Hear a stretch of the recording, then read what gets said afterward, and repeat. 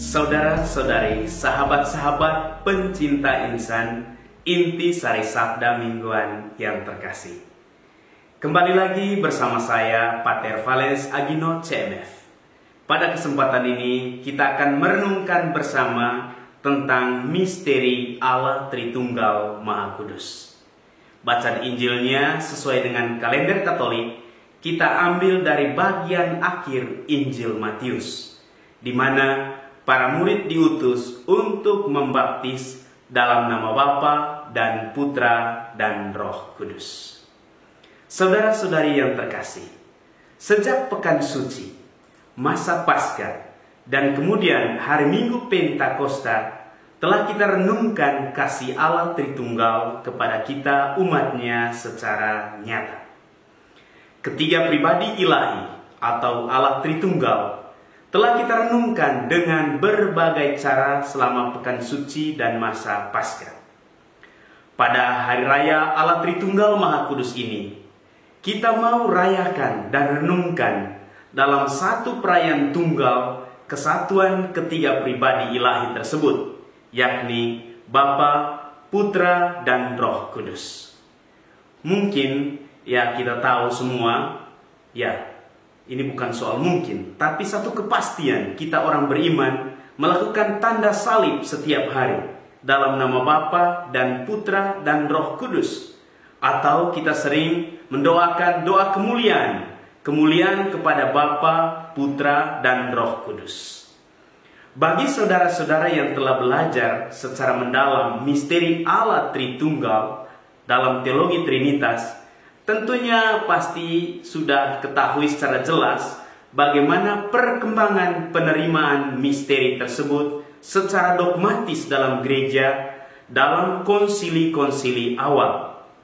Banyak teori yang menjelaskan tentang hubungan ketiga pribadi tersebut, baik dalam terminologi ekonomi keselamatan maupun dalam relasi internal ketiganya yang disebut perichoresis. Banyak analogi berusaha untuk menjelaskan status dan relasi ketiga pribadi ilahi tersebut. Tetapi seperti yang kita ketahui dalam filsafat ketuhanan, tidak ada satu analogi pun yang pas dan tepat untuk menggambarkan misteri yang sungguh mendalam. Maka tetaplah kita menggunakan kata misteri untuk memahami dan menjelaskan status dan relasi ketiga pribadi tersebut.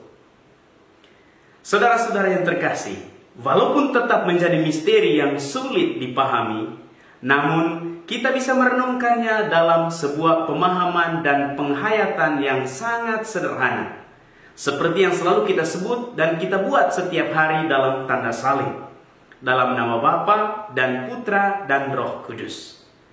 Ketiga pribadi itu bisa dirasakan di dalam kasih. Apa yang kita bisa hayati dan rasakan dalam kasih tentang pribadi ketiga Allah Tritunggal itu? Tuhan Allah orang Israel, Adonai, yang dialami oleh Musa di atas gunung, merupakan Allah pengasih dan penyayang. Ia menunjukkan kasih dan sayangnya kepada bangsa Israel yang ditindas dan diperbudak. Karena belas kasihnya itu, ia mengutus Musa untuk membebaskan mereka dari perbudakan Mesir.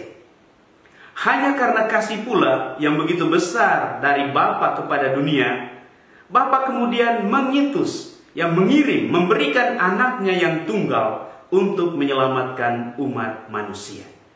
Allah Putra yang menjadi manusia sudah menjadi tanda nyata kehadiran kasih Bapa di tengah dunia.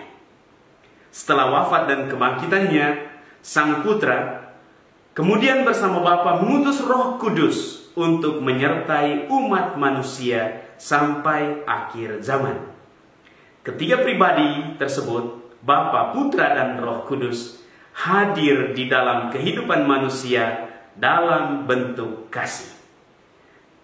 Relasi kasih itu sendiri adalah identitas dan ciri khas relasi internal ketiga pribadi ilahi. Tiga pribadi dari Allah yang satu merupakan model kesatuan kasih yang tak terpisahkan yang memberikan kehidupan dan keselamatan. Allah adalah kasih. Demikian kita baca dan dengar dari surat pertama Rasul Yohanes. Kodrat dari Allah itu adalah kasih. Motivasi terdalam kemajemukan dan kesatuan ketiga pribadi ilahi adalah untuk menyingkapkan kasih yang paling dalam. Ya, tujuan utama kesatuan ketiganya adalah untuk menampilkan kasih kepada seluruh umat manusia dan ciptaan-ciptaan yang lain. Relasi kasih yang mendalam antara Bapa, Putra, dan Roh Kudus menjadi model relasi kita semua umat beriman.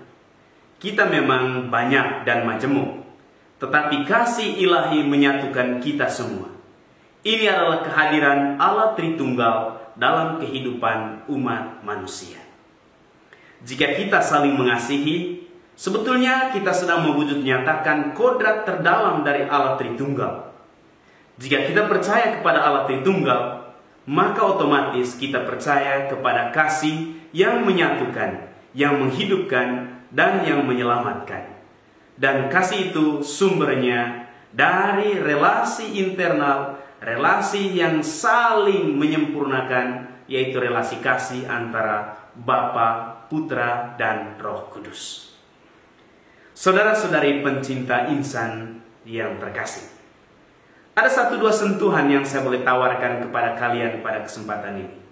Saya secara pribadi sangat tertarik dengan mandat Yesus bagi para pengikutnya. Pergilah, jadikanlah semua bangsa muridku, dan baptislah mereka dalam nama Bapa dan Anak dan Roh Kudus. Dan ajarlah mereka melakukan segala sesuatu yang telah kuperintahkan kepadamu. Dan apakah kita tahu apa yang diperintahkannya? Yang diperintahkan adalah hukum kasih, saling mengasihi satu sama lain. Saudara-saudari yang terkasih, demikian yang saya bisa bawakan dan renungkan secara sederhana relasi pribadi Allah Tritunggal, Bapa, Putra, dan Roh Kudus.